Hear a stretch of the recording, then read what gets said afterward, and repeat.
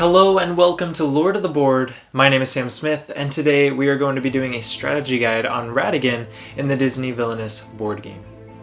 Now, Ratigan actually is one of the more unique villains in the way that he has two different goals throughout the game. The way that Ratigan has to win at the beginning of the game is he has to find the Robot Queen in his deck, play her at the secret lair, and then get her all the way over to Buckingham Palace. Then, once the Robot Queen is at Buckingham Palace, he has to wait till the start of his next turn in order to win the game. If the Robot Queen is removed while she is in your realm, then you are going to change your objective to defeat Basil. Now, Basil is a fate card in your deck, and more than likely he will already be in your realm by the time that this comes into play.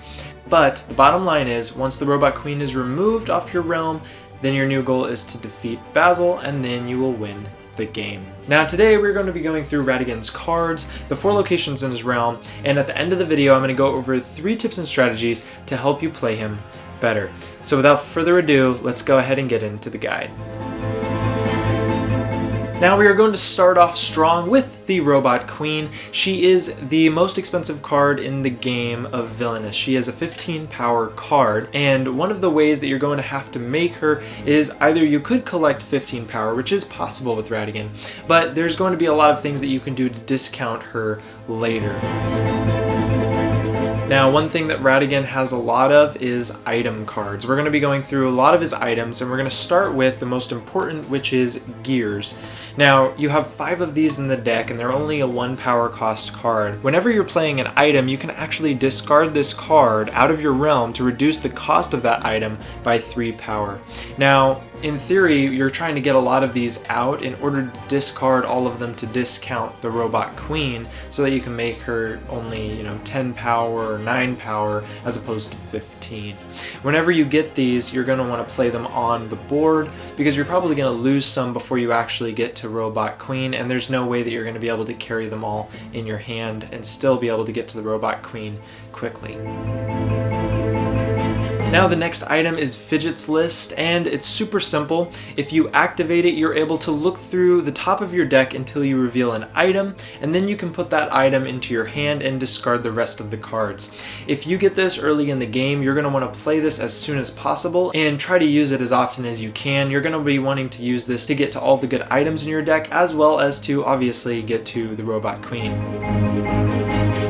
Now the airship is the next important item card in Ratigan's deck, and what it does is allows you to pay 1 power to activate the card, and you can move the airship and 1 ally or 1 unattached item at its location to any location on the game board.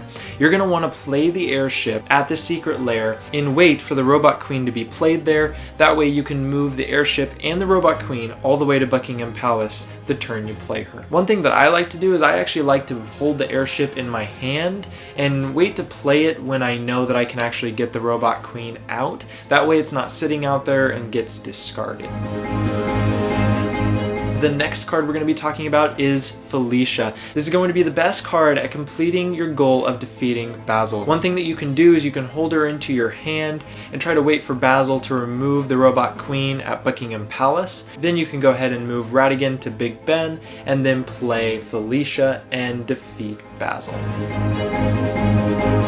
Extravagant is one of the conditions in Ratigan's deck that allows you, when an opponent gains 3 or more power, you are able to choose an item from your discard pile and put it into your hand. This can be a great way to recover a lost airship or any of the item cards that are needed inside of your deck. Maybe you got to get more gears. There's a lot of options, but this is definitely going to be a condition that you're going to want to use, and you're going to be able to use it pretty easily, as every other villain has a location that nets them 3 power. Ruffians are another ally in Ratigan's deck, and what they do is that when they are played to a location other than Ratigan's, you can perform an available action at their location. You cannot use this to perform fade actions, but that's okay because what it can really help you with is to be able to use an activate action every turn. If you move away from the secret lair with Ratigan, you can play Ruffians at the secret lair in order to still use an activate action and be able to use those powerful abilities turn by turn. And now that we have looked at some of Ratigan's most important cards, let's go ahead and look at the 4 locations in Ratigan's realm. Now, the secret lair is the first location in Ratigan's realm. This has a fade action, a play a card action, as well as your only activate action. Now, there's no actions on the top portion of the location, so this is going to be a great space to put heroes. This is also going to be very important for Ratigan, as it's the only place that carries that activate action. And the next location is Flaversham's Toy Shop. This has play 2 cards, discard cards, and gain 3 power. This is going to be a really good location to gain a lot of power, as well as to cycle through your deck by either discarding cards or playing cards. You're going to want to try to keep heroes off of this location, because you're going to want to make full use of this every time you come here. And then the next location is Big Ben. This is where you can gain 2 power, you can move an item or an ally, you can play a card, and you can also vanquish a hero.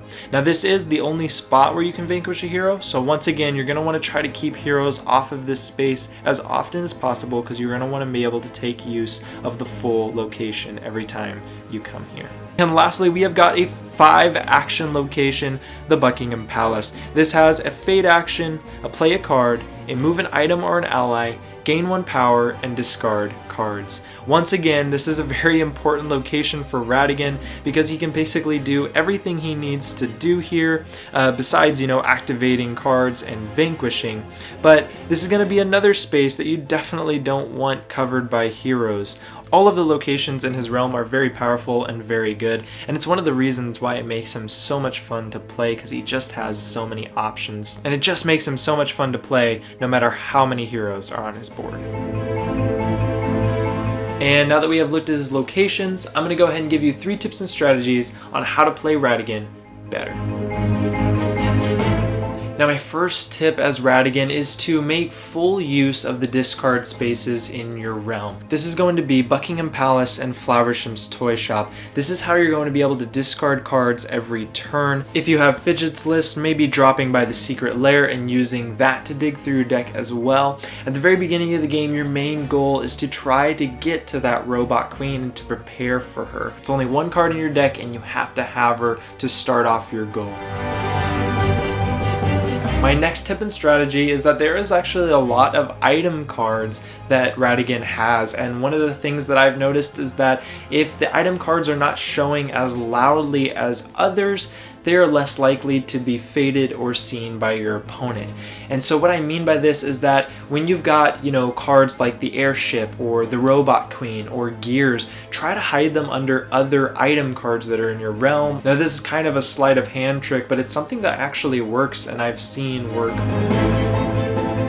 And my last and final tip with Ratigan is to play to win that second objective. You're going to want to be completely prepared to defeat Basil when you get the Robot Queen onto the board. And you can do this a couple of ways. You can either have Felicia in your hand, ready to use her to defeat Basil, or throughout the game you can pile your allies over at Buckingham Palace, so that if you airship the Robot Queen over to Buckingham Palace, you already have allies there ready to defeat Basil, when Basil will eventually discard the Robot Queen anyways.